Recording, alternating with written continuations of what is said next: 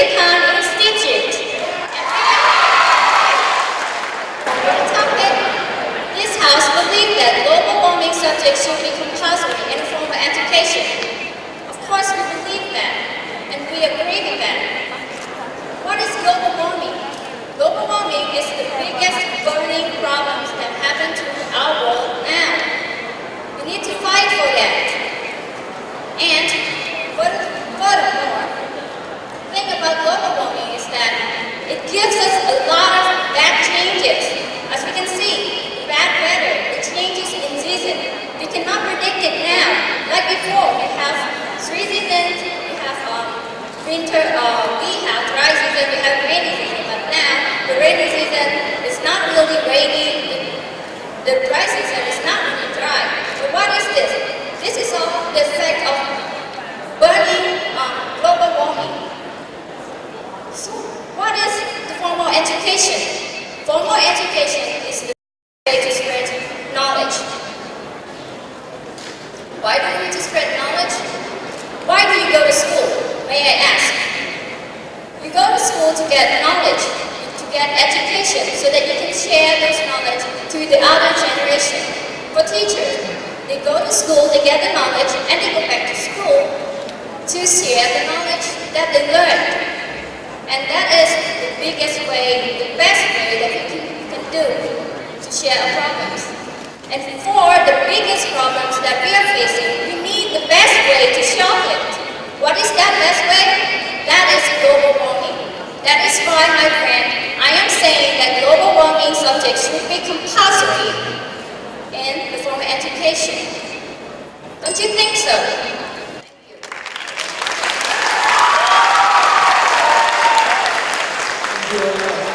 Let me welcome Team Captain from IFL to give 2 minutes statement.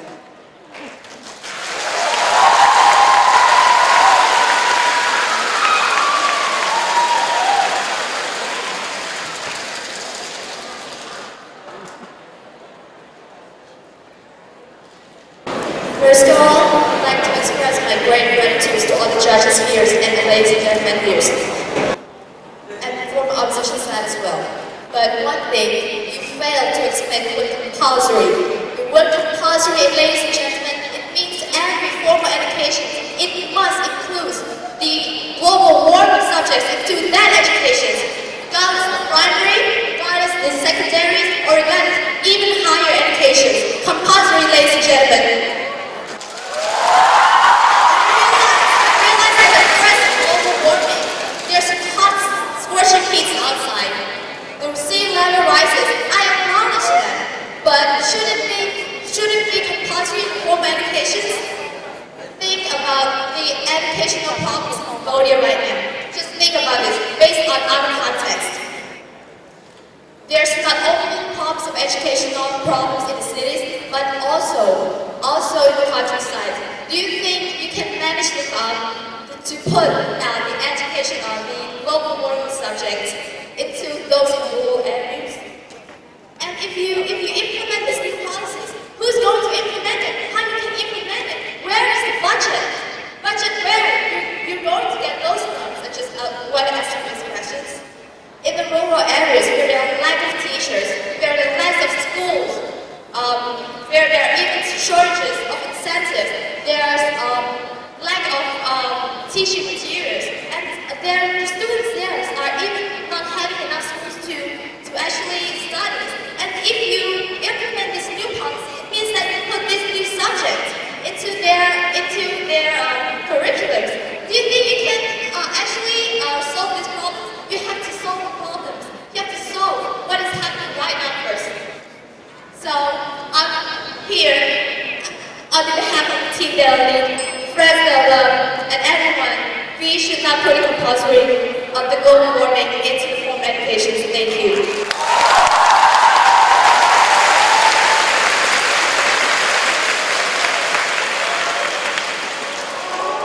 Please let me welcome the first speaker from to give 3 minutes rebuttal.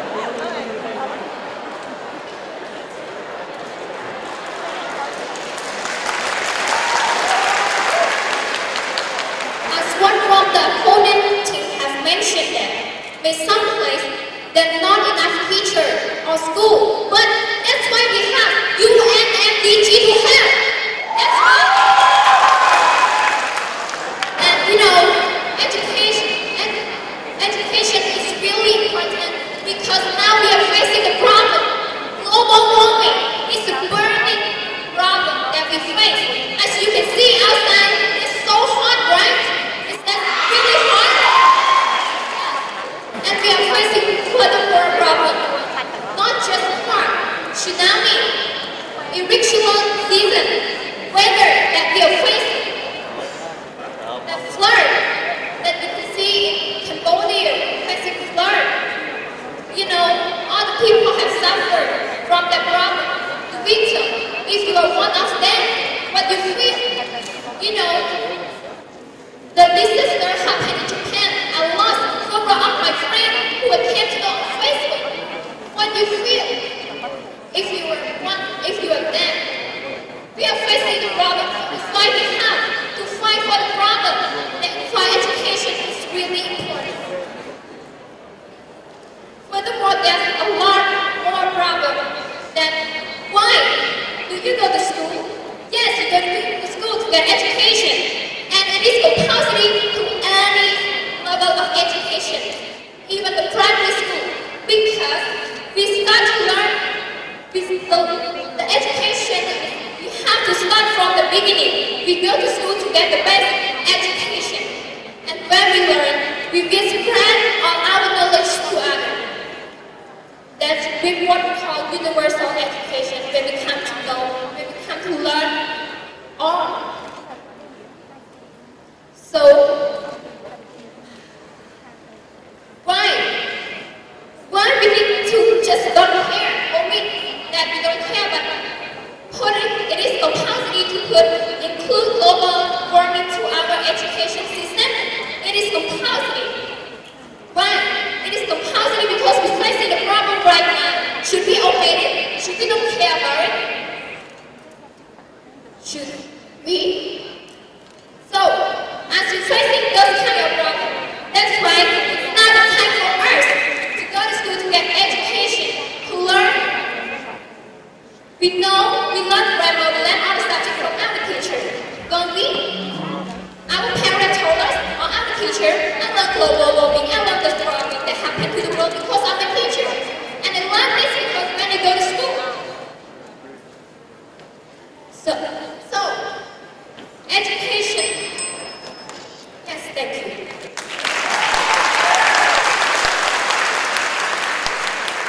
Thank you very much. So, let me welcome the first speaker from IFM to give 2-minute rebuttal.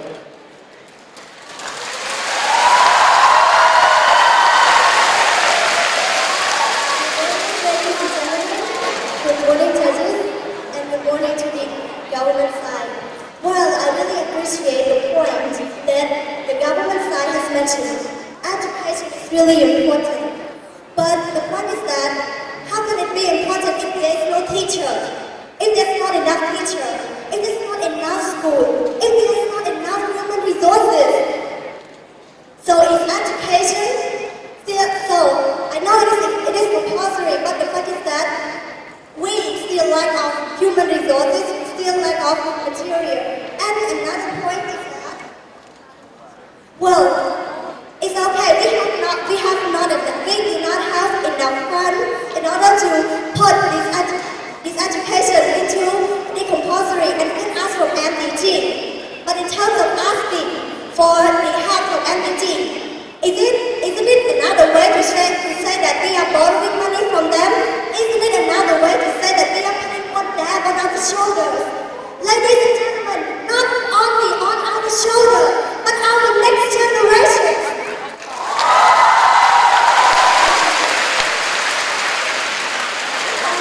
And another point is that the government side has failed to answer some of the questions. How can the government side implement this new compulsory subject of global warming into the subject of the school? What grade? Primary school? Secondary school? And how much money will we need in order to put this compulsory subject into our formal education, ladies and gentlemen? But we, the opposition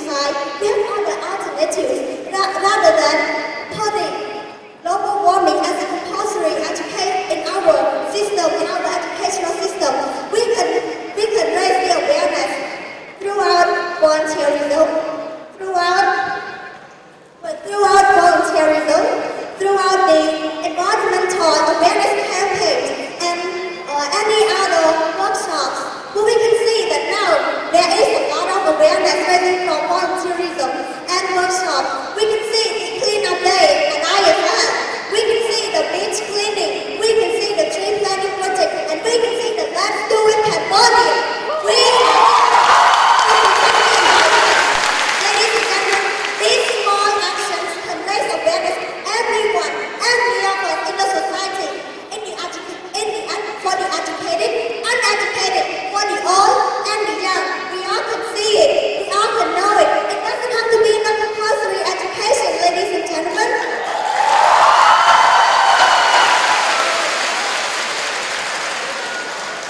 Well, and another point is that because of this small action, we do not have to put a lot of budget, put a lot of effort. Thank you. Thank you very much. Ms. Lee, we will come the second speaker from AII to give 3-minute rebuttal. Respected Chairperson, Judge, and everyone, good morning. I am from AI. As my opponent said that we care about our new generation. Why not we care about global warming? Is that a problem? So if we don't include to the formal education, can we solve it? Can anyone solve it? And why UMNDT, JCI come us to debate on global warming? Why?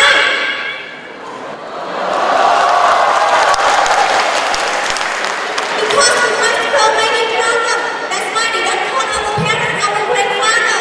They call us. That is the youth of the new generation. That is the future of the generation. We are the leader, so that we have to fight for the problem. Right? Moreover, why so many people go to school? Why they go to school? Because of the knowledge. They want to improve their life. And why don't we update of the global warming? Why don't we solve it? Is that fair? And if it is not a really big subject, it is very big subject. It is not like a mass. You can solve it. Global warming, you can solve it because we are the humanity. Right? Moreover,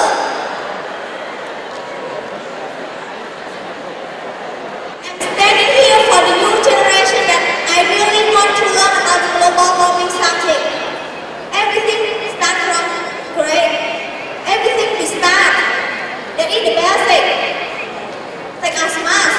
If you don't have the basic of math, if you don't have the primary school, how can you solve the big problem? So start from now on. Stop fighting. Stop having that human. People start to shake their hand to solve the problem together. That is the humanity. That is one life. That is the question is, do anyone has two lives? If you have yes, that's not. That's why we care about it. The global warming. We care about our life. We care about our work for the future generation. And still you think that it should be compulsory? We should study about it. That is what we have to do. That is a big problem. Outside is so hot. People face many problems. Disaster. Still we want to face that? So if not, please everyone shake their hand together. All people, humanity, try to do it. Everything human can do it. Nothing that you cannot do it. So thank you. Thank you very much. So let me welcome the second speaker from IFM to give 3-minute rebuttal.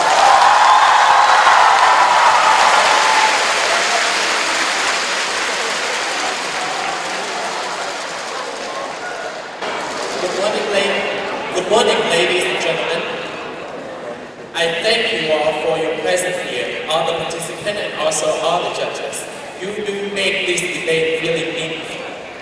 And we come today to debate on the motion about environmental environmental issue, that we think that global warming should be made compulsory into formal education. But just because it's a problem, it doesn't mean that there is only one way to solve it. There are other ways. There are other ways like campaign, Let's Do It campaign, that is promoted by JCI. And we have other campaign that is raised by other associations and also other NGO and also other agencies. This is not the only solution by making it as a compulsory subject in formal education. And now the fact that my opponent don't even respond to the problems that we have with our educational problem, that there are too many problems in our educational system, but they don't even address it. It raised my concern, it raised my question, it raised my doubt.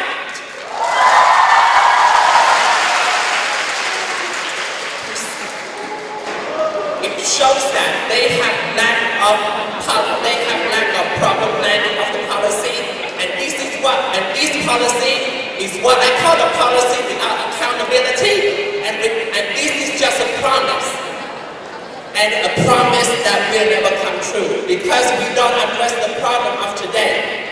And we will get the fund, just like our opponents said, that we can get the fund from UN Energy, from other banks, from World Bank, from other international organizations. But bear in mind that we have already 7 billion debt on the burden, on the shoulder. So do we want to put more burden for our next generation?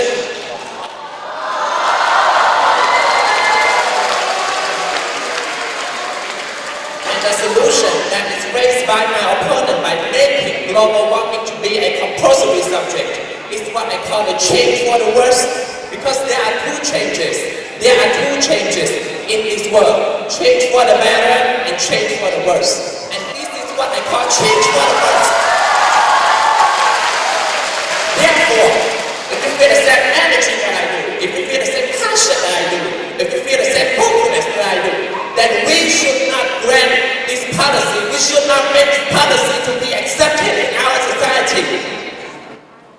Then, if we do not accept this policy into our society, our world will be better because we use other campaigns, we use other solutions to solve this problem better and even better for our future, for our tomorrow. Thank you.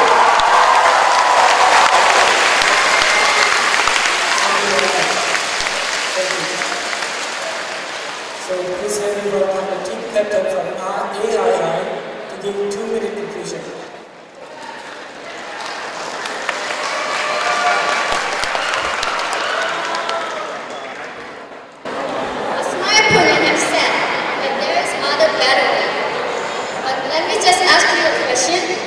Where did you learn to speak your English? It is from your formal education school, right? But where did you learn about the global warming issue? From school. Do you ever think that you would learn something about global warming? Global warming is a big problem. It is a big thing. So you cannot just learn it for a 1-hour workshop or 1-hour campaign just for one day. You cannot understand them all. In order to solve these problems, as I said, we have to find the best way.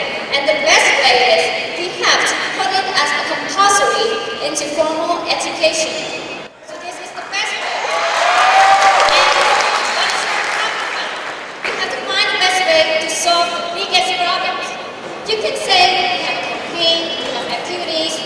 Those activities like this, only us who study in our institute, our university, but how about those people outside who don't even know what is global warming?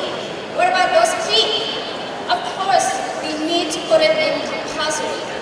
Why? In education, like everything else, you have to learn something from the basics. Like my friend just said, you learn it step by step. Like you're growing up, first, you're a baby, you don't know how to walk, and then you're taking it step by step, then you run. You fell down, of course, it is maybe the change is not really going to work in this time, but if you continue to work, one day or another, we will finish, we will succeed. And for this, my friends, I want to say that we have only one world and one life. We only have one vision, humanity. We love it, we care about it, so we take care of the global warming problems by putting it in compulsory. Thank you.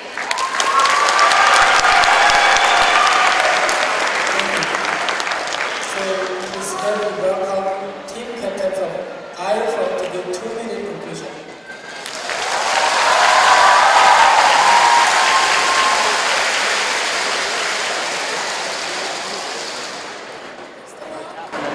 I really appreciate your speech, but you fail to understand what is a theory and what is a real practice. Global warming in formal education is just a theory, but why not make it into a real practice? We live in our one community, we are under one home, we live in one world. So take it into practice rather than studying as a theory. So one more thing, ladies and gentlemen, one more thing. It is not time for now to make it compulsory into a formal education in every primary schools, in every secondary schools, whatever in the cities, or even in the rural areas, because this implementation is not workable. It's just a mindless dreaming, it's just a wishful thinking, it is just a blind optimism that cannot be put into a real practice. Ladies and gentlemen, we have problems, so many problems in our educational already. We have problems a lot. In our rural areas where there's no school, there's no teachers without giving any proper incentives or salaries. Do you want to put these problems, you want to accumulate these problems into those people in the rural areas? We must think about everyone because we live in the same community. We are living in the same world. So we're not going to think about ourselves and ignore what happens to the other people. And again, we have to think about, and there are many other things that you can take into actions without actually having to put the global warming subject into a formal education. There's many campaigns raising awareness of the global warming. So here, on behalf of the team that I live, the club that I love, the class that I adore the most, my family that I really respect, and it's for millions and millions and millions of other people whom I dearly care about. Thank you.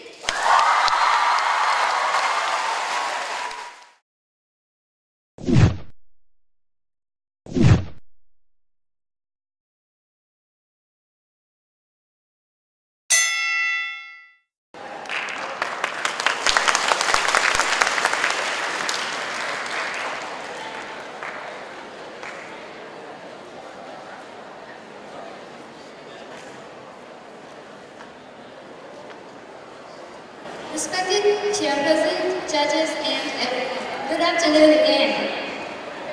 So this House believes that contraception should be banned in a small developing country like Cambodia. I am here standing and I say that yes, we do need that, and I agree with the topic saying contraception should be banned. First of all, what is contraception? Contraception is a medium which we use it to control the birth rate, and the population in a country. And what about developing country? Developing country is a country that has just woken from sleep, meaning to say that it is a country that has just started to develop, not like other developed countries, which is they already developing. They are in the middle, where developing countries just started. Another thing about developing countries is that we, Cambodia, a developing country, we have lost a lot from the war that has just ended just a few years ago. And then we lost a lot. We lost a lot of manpower, we lost resources, human resources, we lost a lot of those specialists, professors. A lot of them are lost, and now if we have contraception, what's the meaning of this? Meaning to say that if we have contraception, then our resource will be gone. We have to start from now and forget about the contraception. We need population, we need the resources from human, because if we have resources, we have more options, we have population.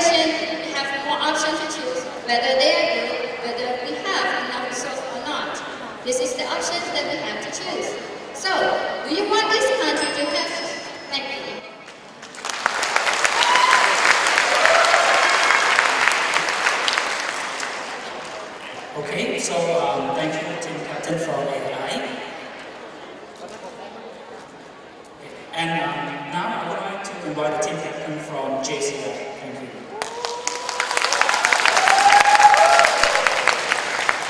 Good afternoon, and welcome back to the semi-final round of this debate. Honorable judges, Mr. Chairman, and to all the audience. To set the framework for this motion, we, as the opposition, will propose the following definition. The first one is contraception. Contraception simply means birth control or prevent pregnancy. The second key term is ban. Bans mean prohibited by law. The third key term is developing country, also known as a less developed country, a nation with low living standard, and undeveloped industrial base. After just catching a glance on this motion, we strongly disagree immediately. And not to play devil advocate, we will prove to you with this irrefutable reason. First, not everyone should be parent. Second, contraception prevents abortion. Third, everyone should have rights to prepare their own family plan. And as we all know, the world population is growing. Contraception will play an important role in this regard.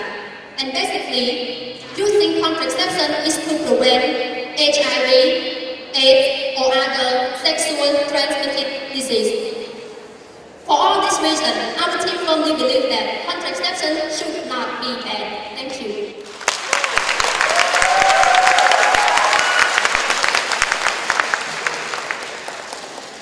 Alright, so thank you, Ms. Team Captain from AI. And I would like to invite the first speaker from AI.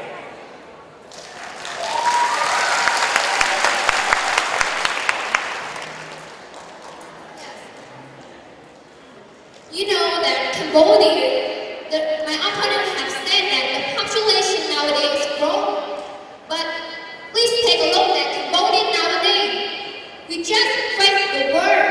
The world just ends. So our population is not a problem yet.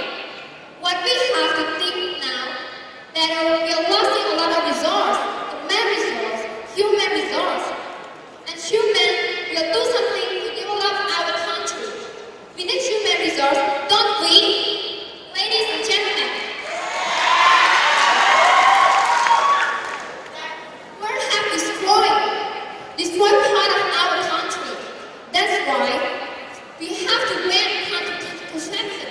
Contraception have stopped human resource.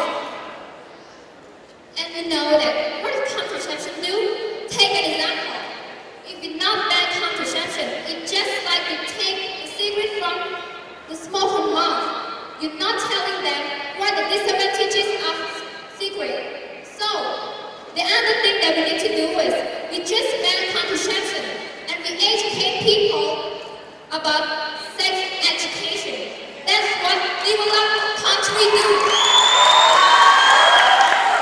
We are a developing country, so what we need to do is to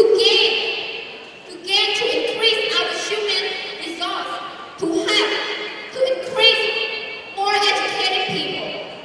So if we don't ban contraception, which means we try to stop increasing our population, which the population in developing country here can help our country to grow.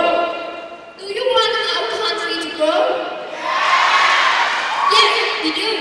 So that's why we have to think on this point. Contraception here, which means like what I have said, it just like force people to stop, and will they stop? They may just understand it for a while and really do it 100%. So what we have to do is just like what I have told you is sex education. We teach people in developing countries they have sex education that's now Cambodia don't have. That's now developing countries don't have. So we have to think about that. That's the whole point. Contraception is not important, so we have to ban that. Really sure.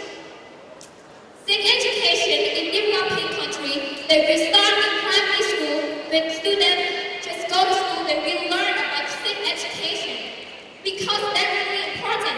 If that's not important, why and why developing country do that? Why? Because it's important. It's more important. Yes, thank you very much.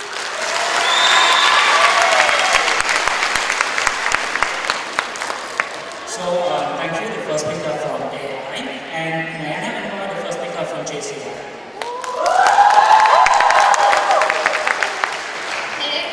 Again to the graduate and from the first speaker from JCI, and I would like to respond to the question that the contraception, the population now is not a problem in our developing country. So why the government encourage the advertisements in the TV to ban, to support contraception, to decrease the number of people, because we have to control the population, because we are developing country, we want to develop, but we are not enough natural resources in order to support those people in the future. We are afraid of overpopulation. We are afraid of overcrowding. When there are many children, they will likely to become the poor family, to live in the poverty, to live in the hardship. They don't have natural resources. They don't have enough income to support the family, while the economy is not yet growth. And one more thing, there will be, when there is the number of people in the developing country, there will increase the number of unemployment in the country. And one more thing is that there will be increase in the number of illiteracy people, because the developing country have to spend money on the education instead of the countries, instead of improve or ban on the contraception. And one more thing, not everyone wants to be the parent. Everyone, they want to be the couple, they want to marry, but if we ban on contraception, they speak honeymoon night because they don't want the children. And one more thing is that you said that you want the country to grow the pie or to grow the economy. I think that in the developing country, we want to grow the pie or we want to grow the economy. It's not the pie of people. Thank you.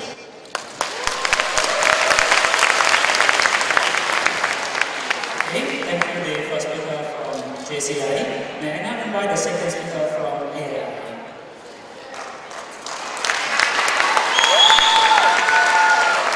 Respected chairperson and Quach, good afternoon. We are from AI and we still say that it is yes. Why? As we know, Cambodia has the war of 1917. So many people in Cambodia lost their family. Did you lose your relative? It must be yes. That is the educated people. Right? Yeah.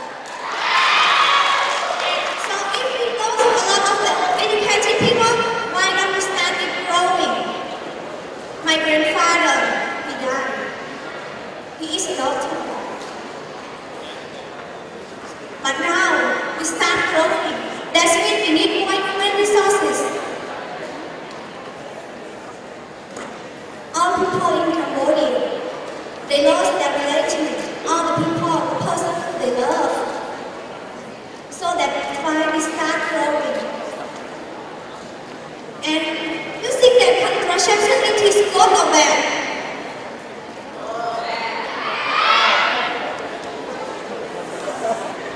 How to control population? We don't have the population.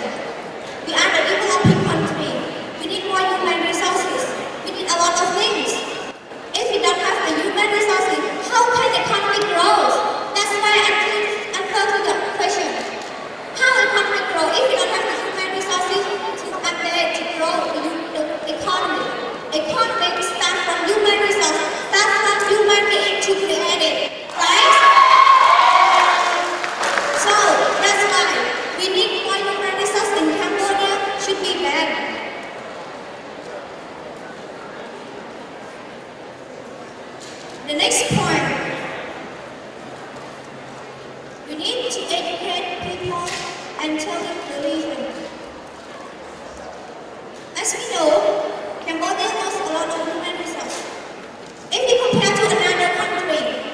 be alone.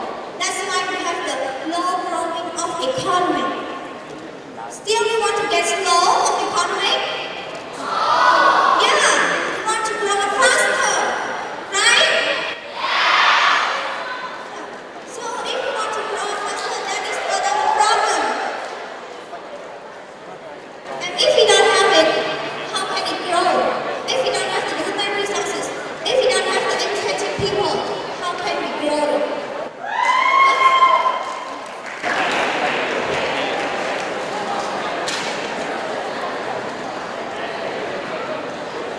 To standing on yes, my team, we still say that it is yes, and we really agree with this house that contraception should be banned in Cambodia as a developing country. So we still think that. Thank you.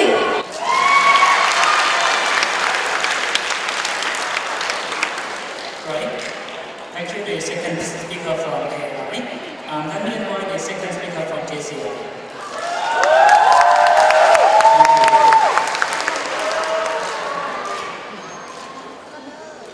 Okay, we in the opposition side come to oppose the motion that say contraception should be banned, and respond to the proposition side. They say they define as a contraception means less of population in the country, but it doesn't mean that. Contraception is one of the family planning for your family. If you don't want the baby, you don't want the children, so you can use contraception.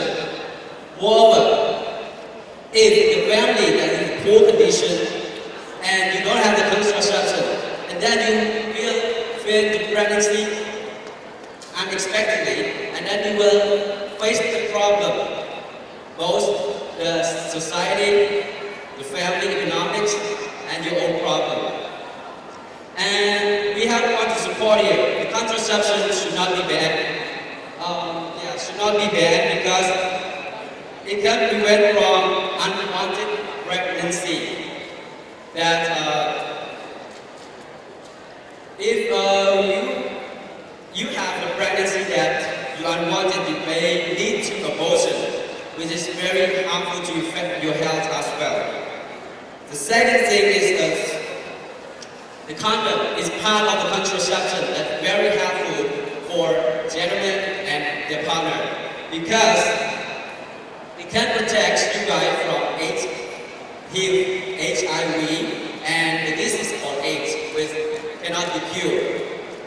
And also, when you use the condom, you can feel the safety of having sexual intercourse with no worry about pregnancy. And the result of when you ban this contraception, population increase. But when the family cannot afford the children, what will happen? Social insecurity, domestic violence, and poverty will come. How you gonna deal with this situation? So our team is support that contraception should not be banned. Thank you.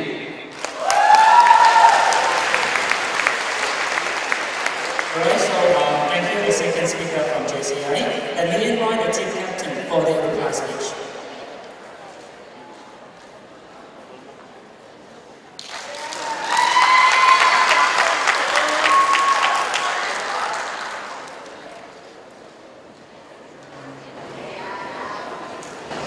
So I'm going to conclude things that we say that we agree. And yes, I would like to remind you that if our country is poor, if we don't have human resources, like my friend said, how can we improve our economic? And if we say that the poor people in the countryside, they don't have the knowledge or they don't something, or they don't have the money and they keep having babies, they will be poorer. But if they don't have the money, would you think that they would consider buying condom whenever they are being together? Of course not. Just like my friend said. Okay, just like my friend said, if if you want someone to quit from smoking, if you just take a cigarette from them, of course, in front of you they do not smoke. But behind you, you don't know how much packet they're using, right? You don't know how many cigarettes they smoke. But then, if you teach them, like you're teaching people about sex education, that thing is, they will understand it by themselves and they will consider using it. Another point is, we need human resources. Contraception should be banned because in our country, population has never gone to the top yet. It's just in the middle. So why do we need to control the population when our population is not getting to the top yet? Isn't it? Right? It's like you're trying to raise a pig, but you don't even have a pig yet. How can you raise a pig if you don't have a pig? Right? And another thing, if they don't want a baby, they should consider doing something else without contraception. Besides that, like I said, how many schools do we have now? A lot of schools. Thank you. Okay, so thank you, the team captain from AI, and let me invite the team captain from JCI for the last speech. Thank you. It is now my pleasure to summarize this debate. During the debate, my fellow opposition teammates have shown many interesting points. Please allow me to recap this. First, people have their own rights for their family planning, especially in this generation. The trend in developing countries like Cambodia is similar to the trend in developed countries. Not every couple wants to be parent. Besides this, ladies and gentlemen, please close your eyes and imagine the world is overpopulated. There is not enough food, not enough energy to sustain for the future for many years. However, contraception can ban this problem. Without contraception, abortion will increase, particularly in developing countries, where somehow the rate of HIV and AIDS is still higher than developed countries. So it is very essential that people can use contraception to ban this problem. Actually, there is an example that we can find in real life. It's about the advertisement that we see on TV every day. Government is encouraging people to use contraception. For all these reasons, and after careful consideration, our team still firmly believes that contraception definitely should not be banned. Thank you.